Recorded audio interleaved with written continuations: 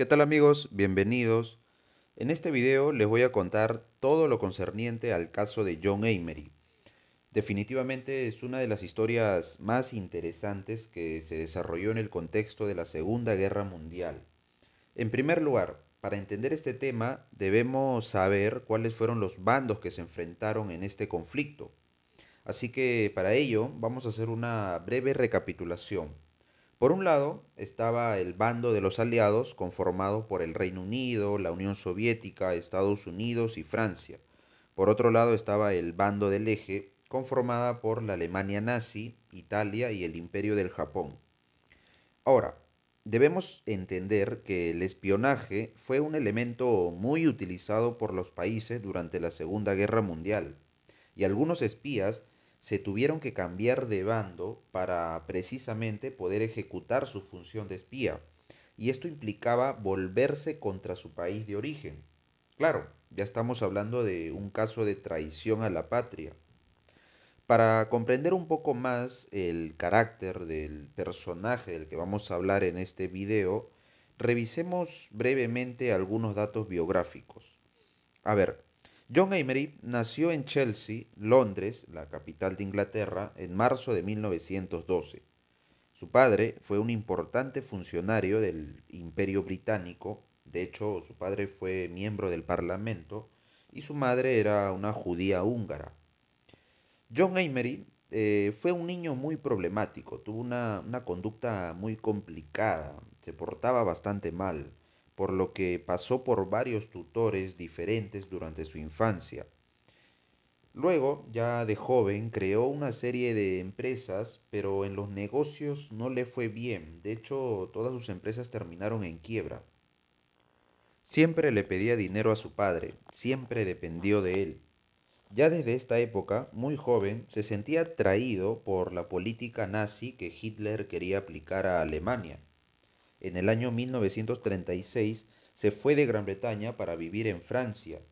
Ahí se reunió con líderes fascistas franceses y se quedó en Francia incluso cuando fue invadida por los alemanes en junio de 1940.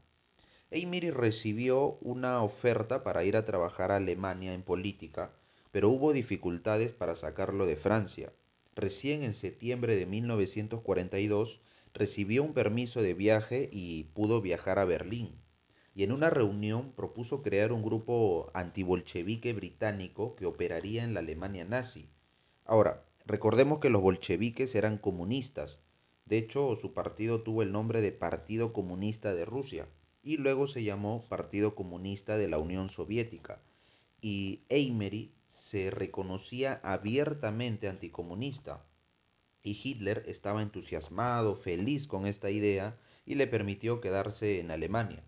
Luego, Emery trabajó para producir una serie de transmisiones de propaganda pro-alemana, pero estas propagandas tuvieron poco impacto.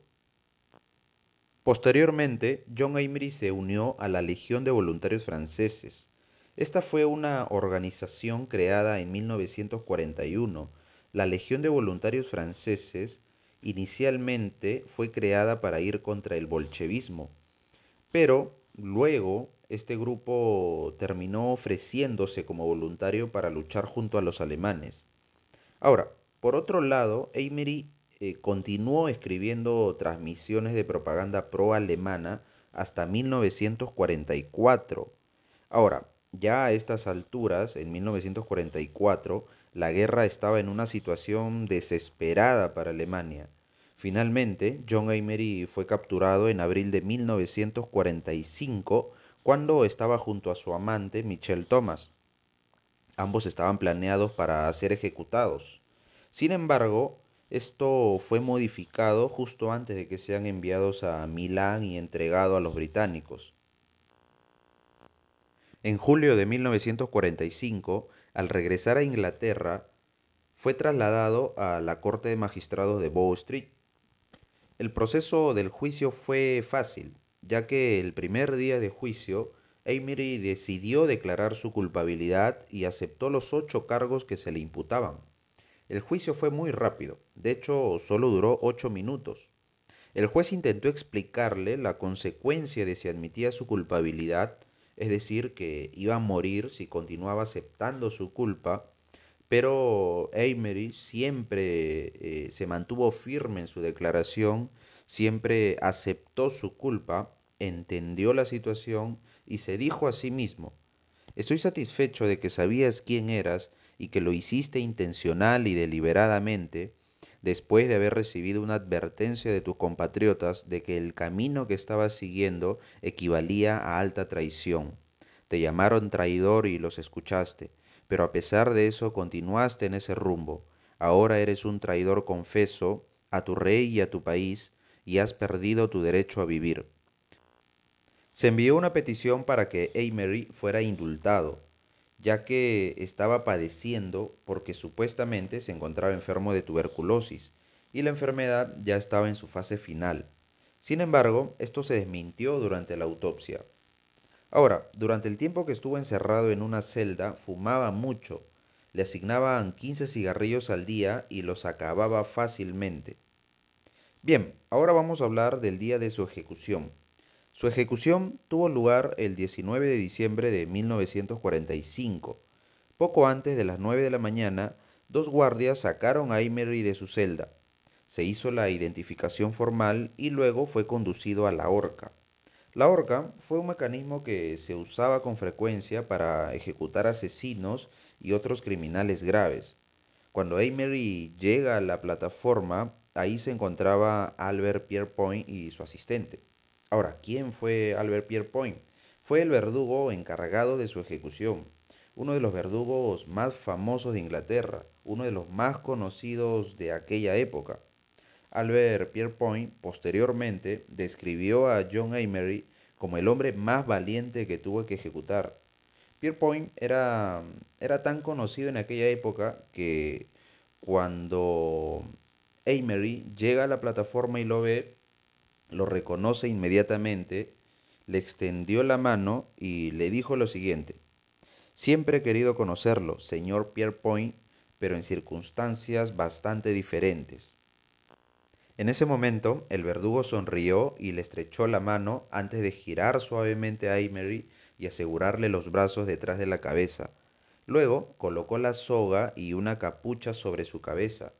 Emery cayó en picada a través de la trampilla de abajo. Había una distancia hasta el suelo suficientemente como para matarlo. Y finalmente murió en cuestión de segundos. La muerte de John Emery puede resultar algo problemática. A ver, no hay duda de que fue en contra de los británicos, abandonando su país de origen para ir a apoyar al enemigo, los nazis, los malos de la película, y también producir propaganda para ellos, aún siendo consciente de todas las atrocidades cometidas por los nazis. Sin embargo, John Emery no le quitó la vida a nadie durante la Segunda Guerra Mundial, al menos no directamente, como lo hicieron muchos de los criminales de guerra que fueron ejecutados después del conflicto. Claro, John Emery murió como un traidor que, digamos, valientemente decidió admitir su error, a pesar de saber lo que le esperaba.